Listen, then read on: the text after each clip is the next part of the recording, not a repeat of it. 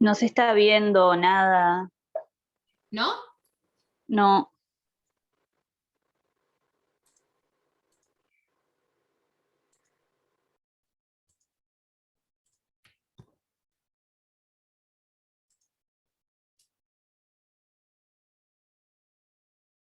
Ahora sí.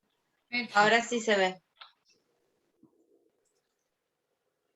Bueno, este filósofo propiamente no es contemporáneo, realizó sus planteos antes de la época contemporánea, pero es retomado muchísimo por los filósofos contemporáneos.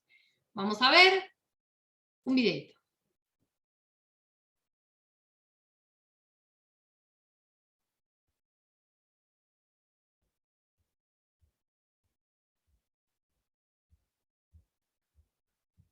Søren Kierkegaard es un individuo que sufre, que se angustia, que teme y que por lo tanto se pregunta qué va a ser de él. Naturalmente la respuesta a este tipo de preguntas, la respuesta tradicional, ha sido la religión, mucho más que la filosofía. La religión es la que produce salvación, promete salvación, mientras que la filosofía se contenta con comprensión, conocimiento. En una familia de riguroso espíritu religioso es en el que creció Kierkegaard, y su padre era un personaje realmente obsesionado, traumatizado, diríamos, por la religión, que en un momento determinado, acompañado de su propio hijo, subió a uno de los montes cercanos allí a Copenhague para nada menos que maldecir al cielo, maldecir a Dios, porque él creía que había sido abandonado, que había sido por sus pecados abandonado definitivamente por la divinidad. Todo esto, este mundo traumático, este mundo, digamos, de una fe exasperada, es el mundo en el que crece Kierkegaard. Y Kierkegaard se pregunta, sí, por los temas de la religión, pero no le basta simplemente con cerrar los ojos y entregarse a la fe. Él quiere tener fe, pero también quiere comprender, quiere ir más allá de lo que da simplemente la obediencia a la religión establecida, con la cual él, por otra parte, no se llevaba nada bien. Hay un salto más allá de lo comprensible que es el que hace la religión, y ese es el que quiere dar Kierkegaard.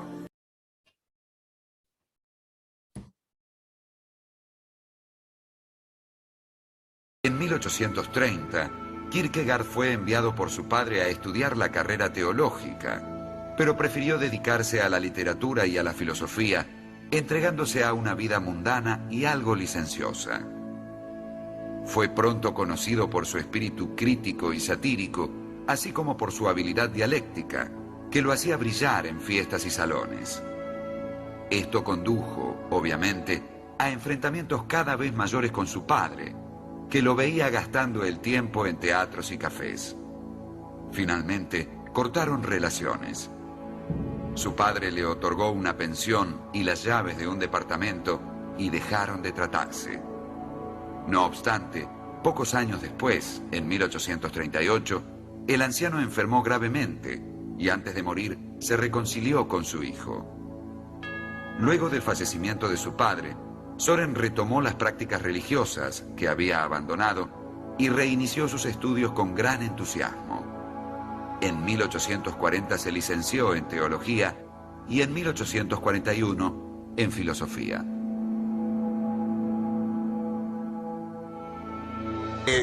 Kierkegaard lo que quiere es hablar desde su sufrimiento y desde su dolor. No le preocupa o no pone por delante una reflexión sobre el universo, sino un testimonio de vida. Ese testimonio es la de lo que podemos aplicar también cualquiera de nosotros, porque todos nosotros partimos de nuestra propia experiencia.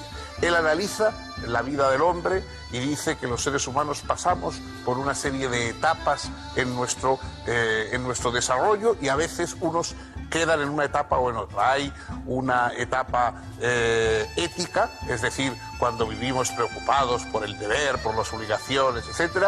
Hay una etapa estética en la cual estamos, o algunos están especialmente preocupados por el tema de la belleza, por el tema de la representación de lo hermoso, por el tema de lo sublime, etc. Y hay una etapa religiosa, que es la de quienes lo que buscan es esa salvación, ese rescate frente a la muerte, frente a la perdición, frente al olvido. En esas etapas, oscilando, porque él era un espíritu muy refinado, muy estético, oscilando entre la ética que le atormentaba, la estética que le tentaba y la religión que le prometía salvación, se mueve la figura de ese gran escritor que fue Søren Kierkegaard, que publicó sus diversas obras con seudónimos diferentes, es decir, se fue inventando personalidades distintas desde las que hablar o éticamente, o estéticamente, o religiosamente. Bien, vamos a ver. Vamos paso a paso. Bueno, fíjense que Kierkegaard escribió en el siglo XIX, pero fue conocido después de la Primera Guerra Mundial. No, perdón. Escribió, sí. Fíjense que, ¿por qué se retoman los planteos de Kierkegaard? Porque hay una crítica que se comienza a hacer a partir de las guerras mundiales a lo que se entiende como esa racionalidad occidental que nos vendía, vamos a decirlo así, la filosofía moderna y el positivismo, con esa idea de que gracias a nuestra racionalidad nosotros íbamos a obtener el progreso en todos los ámbitos, la felicidad, el máximo desarrollo. Claro, y se comienza a plantear, después de ver los horrores de las guerras, esta idea. ¿A esto nos lleva la supuesta civilización? ¿A esto nos lleva a la supuesta idea de progreso? ¿Sí? ¿Esto es la racionalidad? ¿Esto es ser racional? Entonces se van a retomar los planteos de Søren Kierkegaard, para quien la existencia no va a ser un hecho, no va a ser algo que yo constato o que yo encuentro, sino que la existencia es un hacer brotar, un hacer surgir, ¿sí? Y yo me doy a mí mismo la existencia, yo me configuro a mí mismo mi propia existencia. Hegel es un filósofo idealista, yo hoy les nombré, les dije, racionalismo e idealismo lo que van a hacer es un énfasis en la razón. Bueno, pero justamente Kierkegaard lo que va a intentar es ir más allá de la razón, a lo concreto, a lo real, a lo individual, al yo, a la persona, al individuo que me hago ser a mí mismo. O sea, yo me configuro como un individuo, me doy una forma, me conformo como individuo. ¿Cómo lo hago? Por medio de 3 estadios, situaciones existenciales, ¿sí? O estadios existenciales. 3. Pueden ser 3 momentos que no necesariamente se tienen que dar como uno después del otro exactamente lineales. Él dice, yo puedo permanecer en el estadio estético, o puedo permanecer en el estadio ético, o puedo permanecer en el estadio religioso. Nosotros acá en Kierkegaard vimos cómo se llevaba con su papá, y ahora vamos a ver qué situación lo marca en el plano amoroso. ¿Por qué? Porque justamente su filosofía parte de esa búsqueda que él realiza desde él mismo. Recuerden que cuando empieza el primer video dice, él parte de la angustia de su propia existencia. Ese es el punto de partida de la filosofía que va a proponer Kierkegaard, ¿sí? La existencia propia, la angustia que yo siento en mi existencia, ¿sí? ¿Se comprende, chicos? Sí. Él va a inaugurar una corriente filosófica que es el existencialismo.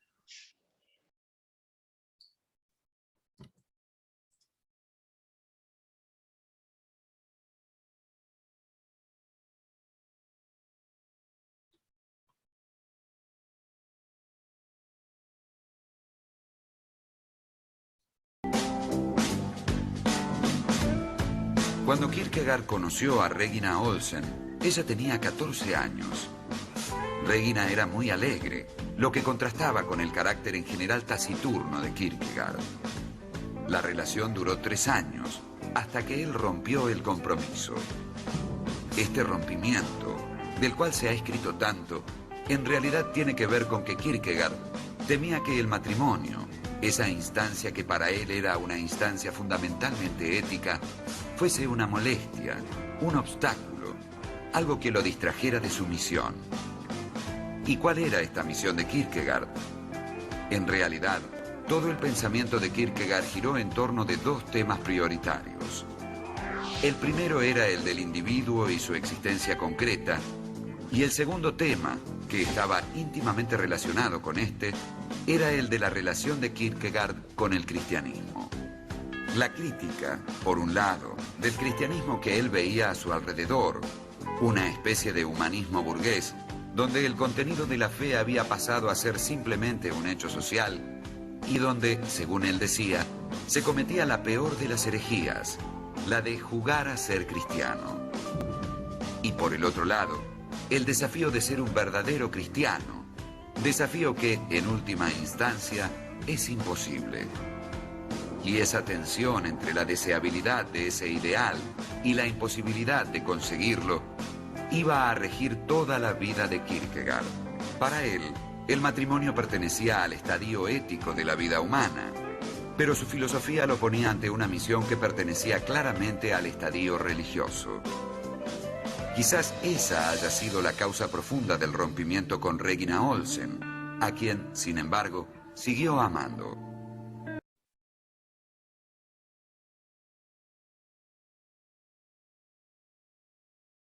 El ser humano actúa, es decir, no está programado por la naturaleza para cumplir determinadas funciones, sino que tiene que elegir, tiene que optar. Eso es lo que llamamos libertad. La libertad es, sencillamente, que no tenemos nuestros objetivos biológicos, zoológicos, determinados de una manera fija, como el resto de los animales, sino que tenemos una amplia capacidad de posibilidades distintas frente a las que tenemos que optar. Y entonces dice Kierkegaard, por cuál ese sentimiento de vacío, ese sentimiento de no tener ninguna obligación, de poder ir hacia acá, hacia allá, de poder decir sí, no, es lo que, según el pensador danés, nos produce angustia. La angustia es la que sentimos ante el vacío de la libertad, porque ese vacío de la libertad corresponde también al propio vacío de la muerte que presentimos. De modo que el espíritu tiembla, se angustia y, en último término, puede buscar la fe. Pero la fe es a su vez también algo temible, porque la divinidad no nos promete en principio razones, comprensión, utilidad, sino que hay que elegir entre el mundo de la razón, el mundo de lo útil, el mundo de lo verosímil y el mundo de la fe, que es una ruptura absoluta con todo eso. De ahí, por ejemplo, el modelo de la divinidad de Jehová, cuando nada menos que ordena a un padre que suba a un monte y ejecute a su propio hijo. En esa historia bíblica del padre que lleva aterrorizado pero lleno de fe su hijo al monte y está a punto de matarlo hasta que le detiene la mano de Dios, está esa especie de absurdo terrible de la divinidad. La divinidad lo que quiere decir es: no valen ninguno de los razonamientos humanos, no valen ni siquiera los razonamientos éticos que hacen que un padre no pueda matar a su hijo. O crees o no crees, o entras en el mundo de la creencia y entonces todo es posible, puesto que para Dios todo es posible, no hay nada necesario, ni siquiera el pasado, todo puede ser cambiado, todo puede ser borrado. Entrar en el mundo de Dios es entrar en el mundo de la posibilidad pura y abierta permanentemente, o nos permanecemos en el mundo de lo necesario, de lo mecánico, de lo natural. Bien, entonces vamos a ver, a partir de toda esta información, vamos a ir analizando cada uno de estos estadios o estos momentos existenciales que podemos tener las personas. Como les decía hoy, yo me puedo quedar en un momento, ¿sí? O me puedo quedar en un estadio, o puedo avanzar al siguiente. Él plantea que el primer estadio en el que yo puedo encontrarme, la primera situación existencial en la que yo me puedo encontrar, se llama estadio estético. En este estadio, yo soy una persona que todavía no tiene un espíritu. Y soy una persona que está desesperada, pero a veces no sé que estoy desesperado. Él plantea que el borracho, el hombre de negocios, el engreído, el artista, no tienen ninguna una razón profunda de vivir, y sino que viven ellos superficialmente, viven el momento, viven el instante, no tienen una verdadera decisión, y están aburridos, porque todo les da lo mismo, todo les da igual, no hay nada, no hay razones de peso por las cuales vivir. Pero ¿qué es lo que pasa? Justamente como está aburrido, va a intentar divertirse para no darse cuenta de que está desesperado. Él dice que desesperarse es darme cuenta de que el inmediato, que el momento, los placeres, mi vanagloria, no pueden darle un sentido profundo a mi vida. Entonces, lo que a mí me lleva al siguiente estadio es el arrepentimiento, es arrepentirme de esa vida, de esa forma de ser que me doy en el estadio estético. Él plantea que un segundo estadio, un segundo momento, es el estadio ético.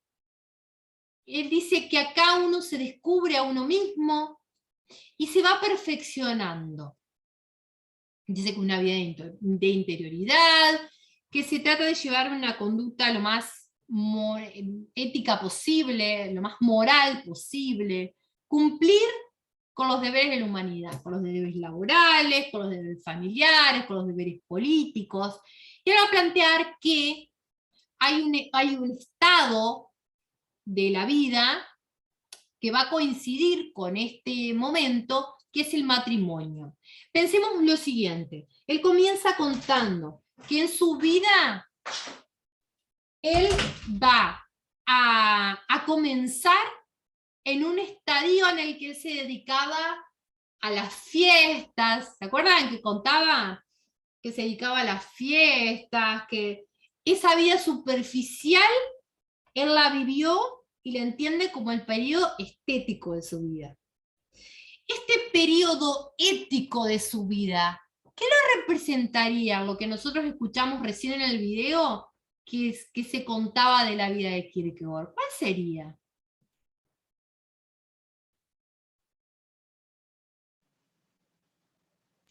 Puede Cuando ser se todo. enamora, Ajá. cuando Y Tal cuando cual. hicieron las paces con el padre, puede ser también.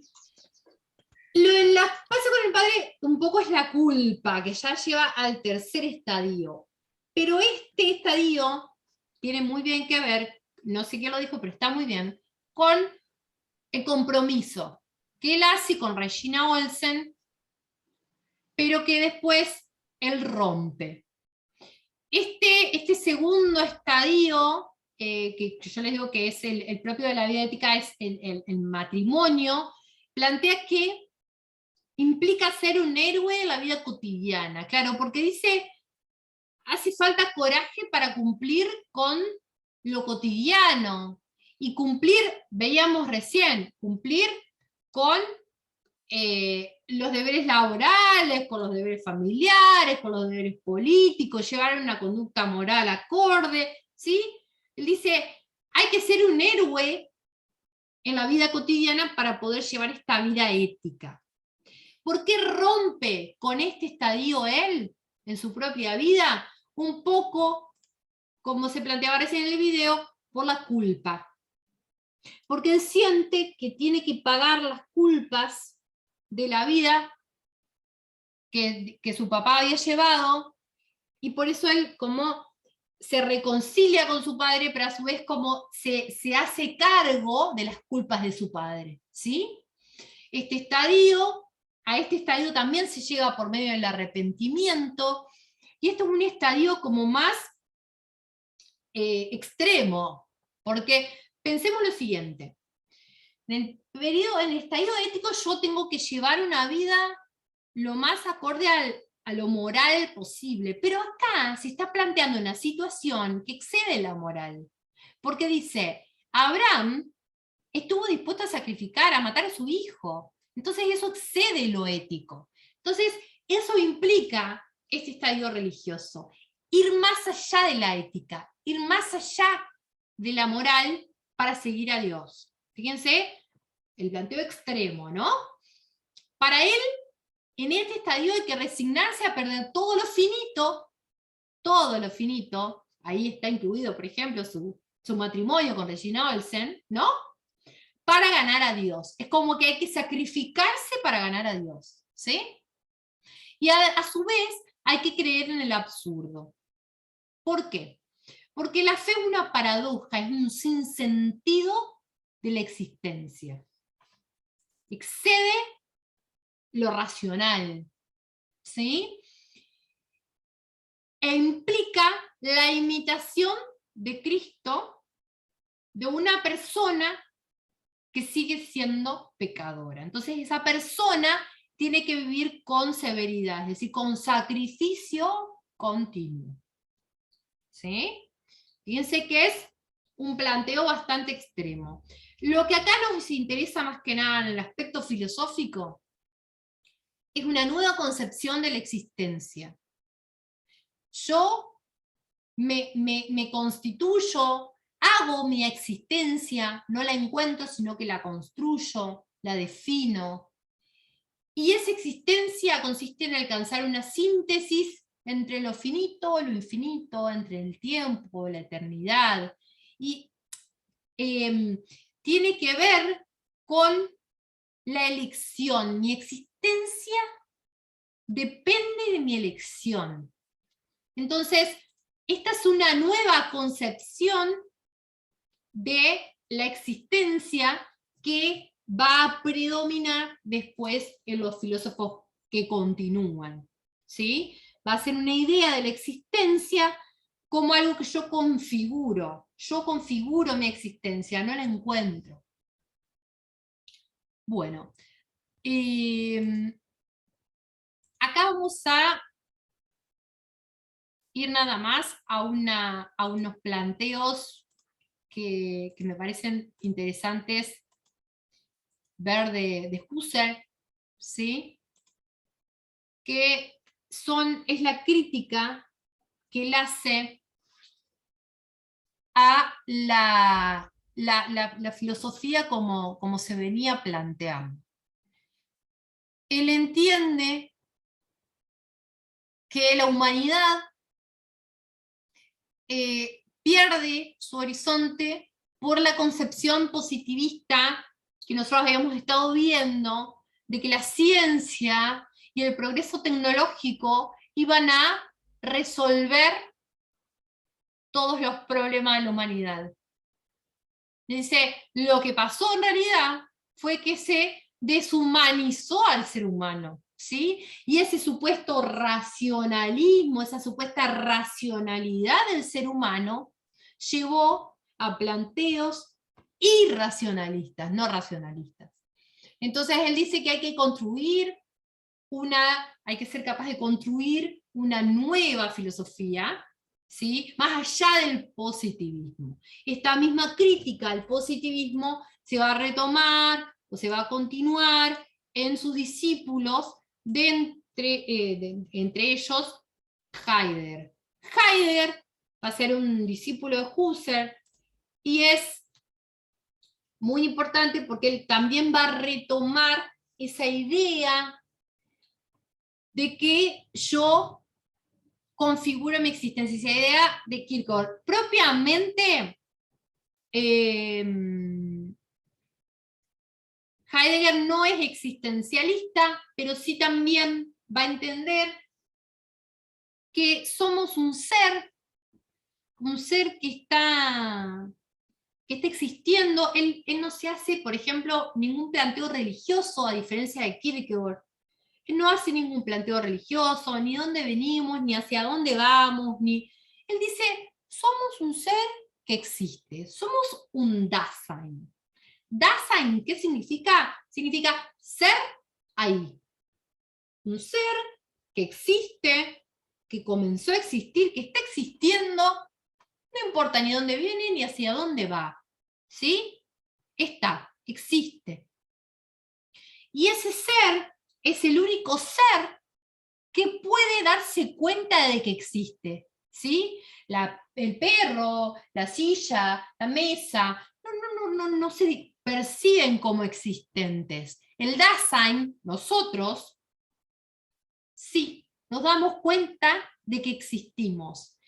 Y nos preguntamos por nuestro ser y por el ser de las cosas.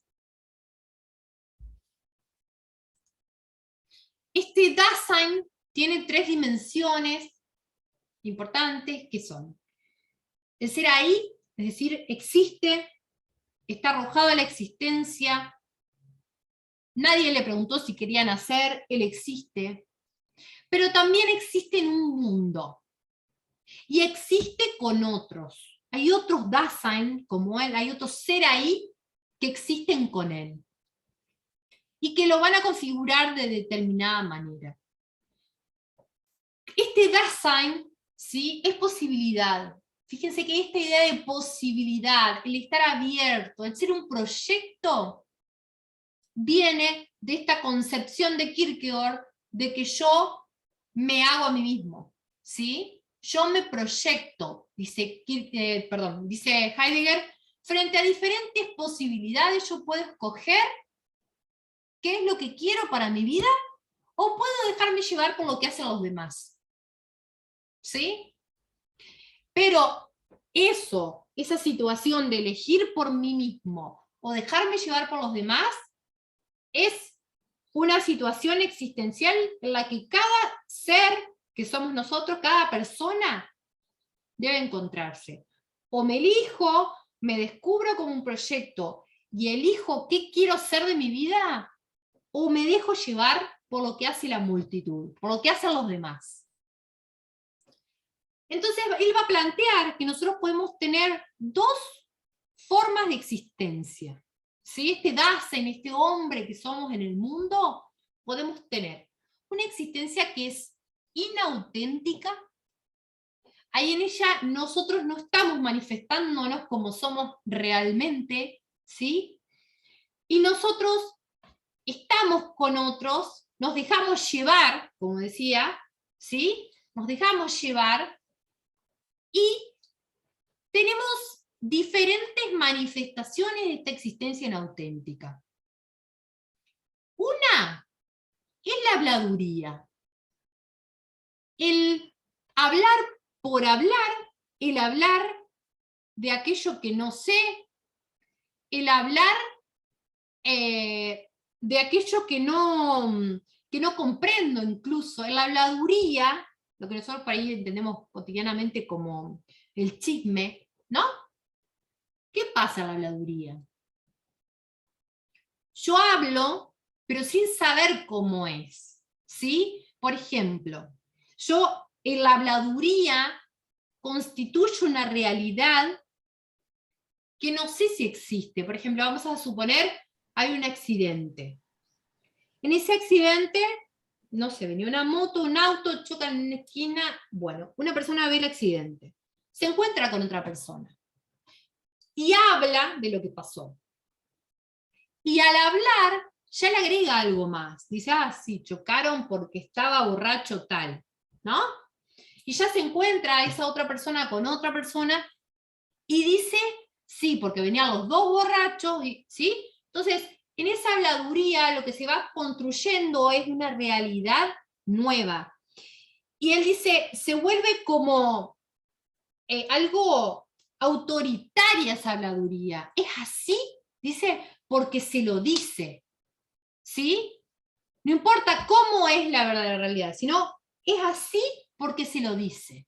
Eso pasa a la habladuría.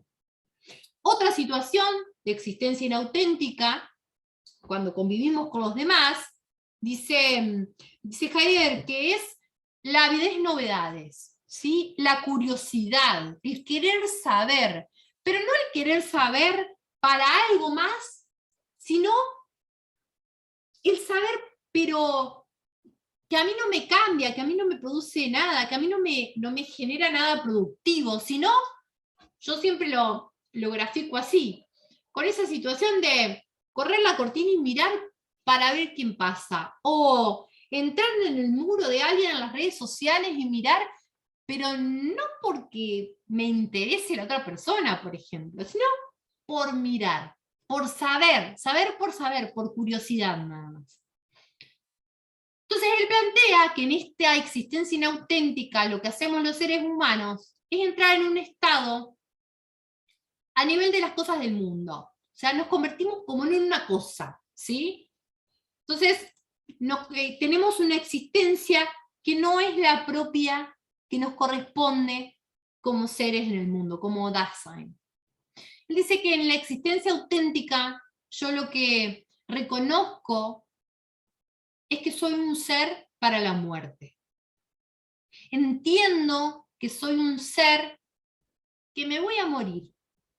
Él dice que a veces nos sucede esto porque cuando muere alguien que amamos, nosotros nos convertimos en un problema para nosotros mismos. Nos damos cuenta de que está la posibilidad de la muerte, ¿sí? Nos encontramos con la muerte cara a cara. Y ahí nos encontramos en una situación de angustia, porque ahí nos damos cuenta de que todos nos vamos a morir, ¿sí? De que hay una posibilidad de la muerte. Pero el que plantea no quedarnos en la tristeza de la posibilidad de la muerte, sino poder encontrar, asumirla como una posibilidad, y a partir de esa existencia, de esa posibilidad de la muerte, yo proyectarme, ¿sí? A partir de ahí, proyectarme.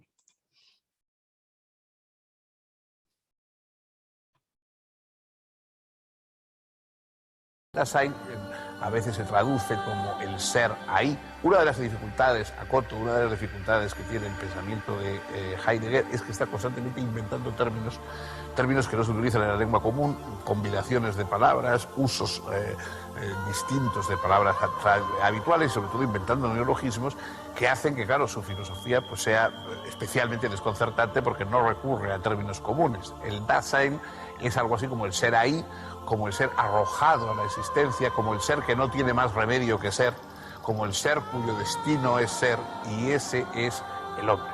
El hombre es un ente, pero un ente que problematiza su ser constantemente y que está de alguna manera vaciándose constantemente de su ser al intentar contemplarlo y aprenderlo. El Dasein, el hombre, pues, si queremos decirlo de algún modo, el ser ahí, es consciente de que brota de la nada, de que viene de la nada y que está constantemente como flotando en la nada. Eso produce en el hombre angustia, y esa angustia es la revelación de nuestra auténtica condición. El tiempo, la temporalidad, nuestro vivir con los demás, nuestro tratar de escapar de la banalidad y de la trivialidad. Muchos seres humanos, muchos Dasein quieren olvidar esa temporalidad que los va llevando hacia la muerte, hacia ese momento, dice Heidegger, de la posibilidad de lo imposible, cuando se hace posible lo imposible. Entonces, vamos avanzando temporalmente hacia eso, pero queremos mirar hacia otro lado, queremos distraernos, queremos frivolizar. Heidegger exige una toma en consideración auténtica de nuestra temporalidad mortal, y eso sería lo que nos diera un destino, que nos levantara frente a la mediocridad de la rutina vital contemporánea.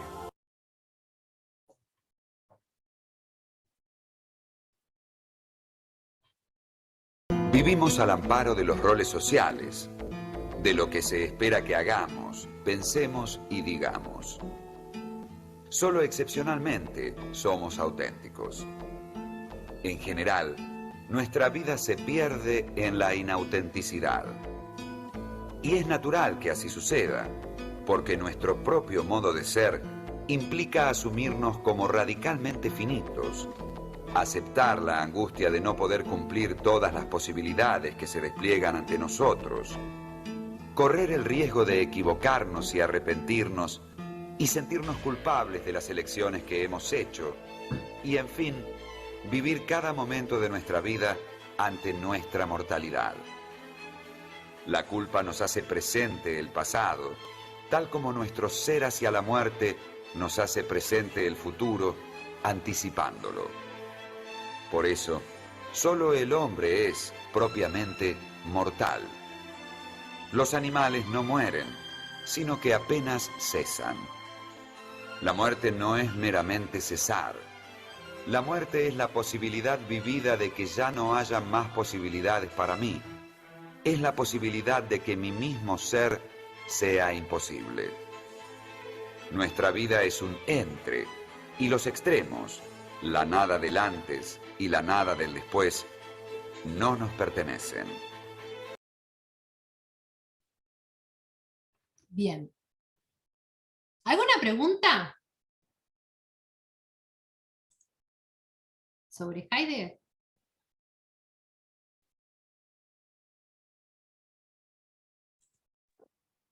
No, pero no sé lo demás.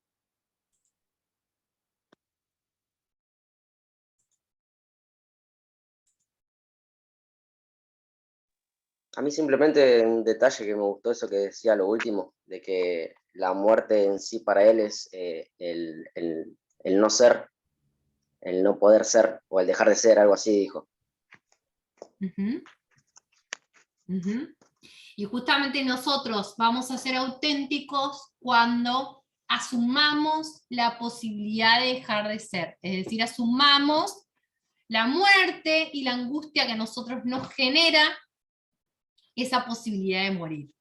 Esto lo va a retomar Sartre, pero dándole un poco más de énfasis a esa angustia de la existencia. ¿Ahí lo vemos?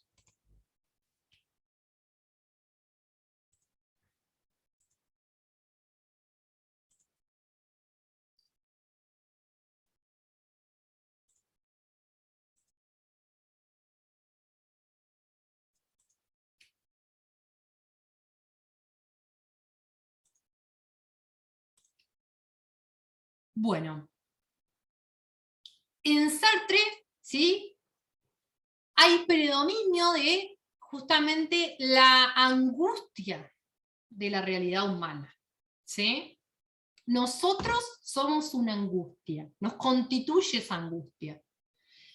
Y justamente él sí es existencialista y se ha convertido en el gran representante después de la Segunda Guerra Mundial.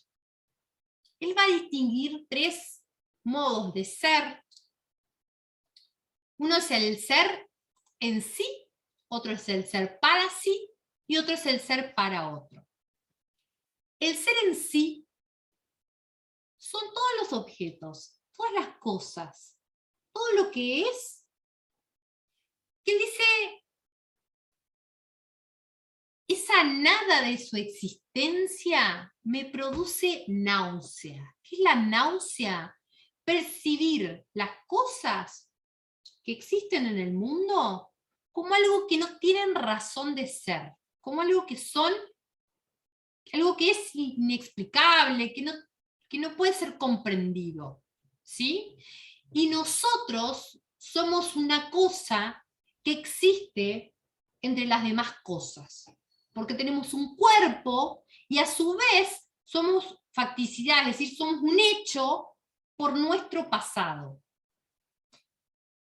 Él dice que somos libres, nosotros somos libres y no somos libres de no ser libres, es decir, estamos condenados a ser libres, no nos queda otra que ser libres. Y él plantea que recién podemos definir lo que es una persona una vez que se murió. O sea, recién podemos definir el hecho de su existencia, lo que fue cuando se murió, porque mientras tanto somos un proyecto que está abierto. Y hoy puedo ser ladrón, pero mañana policía, o viceversa, ¿Se entiende? Yo, como proyecto que estoy abierto y como libre que soy, puedo reconfigurarme y darme una nueva forma de ser. Entonces, recién voy a saber qué fui al morirme, porque mientras tanto, soy un proyecto que está abierto. Fíjense que esa idea de que yo me doy a mí mismo la existencia, hago brotar en mí mismo la existencia, es el planteo de la existencia kierkegaardiana, es decir, de Kierkegaard. ¿Sí? Bueno, por otra parte, otra forma o modo de ser es el ser para sí, que somos nosotros también, somos un ser para sí, pero ¿en qué sentido? En cuanto somos una conciencia. Nosotros somos los únicos que percibimos que existimos. Las otras cosas nos dan náusea porque no tienen un sentido. Y nosotros, cuando nos descubrimos a nosotros mismos y a nuestra existencia y a nuestra libertad, descubrimos la angustia. ¿Sí? Esa angustia me demuestra que puedo seguir eligiéndome, que puedo seguir cambiándome, ¿sí? Pero aún así yo no ahogo la angustia que soy. Yo sigo sintiendo la angustia de la existencia. Justamente esa angustia, esa visión como pesimista de la existencia es lo que va a predominar en el existencialismo. ¿Sí? Pero además yo soy con los otros, yo soy un ser para otro. Entonces yo no tengo que olvidarme que cada uno de mis actos, al crear al hombre que yo quiero ser, va a crear una imagen del hombre que yo entiendo que así debe ser, ¿sí? Como yo entiendo que debe ser el hombre. Bueno, pero también va a plantear que nunca podemos elegir mal. Lo que elegimos siempre es el bien, y nada puede ser bueno para nosotros sin serlo también para los demás. ¿Sí? Vuelvo a retomar esa idea anterior de que solo sé lo que yo fui una vez que he muerto. Mientras tanto, yo soy un proyecto siempre abierto. Profe, ¿hasta qué hora tenemos hoy? 6 de la tarde. Ah, ok. ¿Alguna pregunta sobre Sartre? Yo la verdad, algunas partes me perdí el hilo porque se está poniendo extenso, pero básicamente no. Bueno, estamos grabando, así que seguimos entonces y después, si hay preguntas, las hacemos al final. Levinas, este es el último filósofo que vamos a desarrollar. Recordemos que a partir de la página 31 comienza la filosofía contemporánea, y en esta última consigna, que es la consigna número 6, ustedes lo que van a hacer es realizar un mapa mental, pero del filósofo que ustedes elijan. Eso es libre. Bueno, Emmanuel Levinas es un filósofo en el que su vida personal influye un montón en sus planteos. Él pierde toda su familia en los campos de concentración y se separa de su profesor Heidegger porque se lo asoció a Heidegger al nazismo. Él va a plantear que el centro de la filosofía de la ética, que es lo que él va a plantear, es el otro, la alteridad. El otro es la otra persona, que no puede reducirse a la comprensión que yo tengo de él o de ella. La otra persona es un rostro, y no se reduce a lo que yo puedo percibir, a lo que yo puedo ver, sino que es alguien con quien yo hablo. Fíjense que no hay nada más individual que el rostro de una persona. Él dice que lo ético tiene que ser el estar en relación con otra persona, pero donde yo al otro no lo reduzco a lo que yo comprendo que es. Él dice que yo tengo que reconocer la humanidad del otro, porque si no, puedo fallar en esto y dejar de entender que el otro es un humano, ¿sí?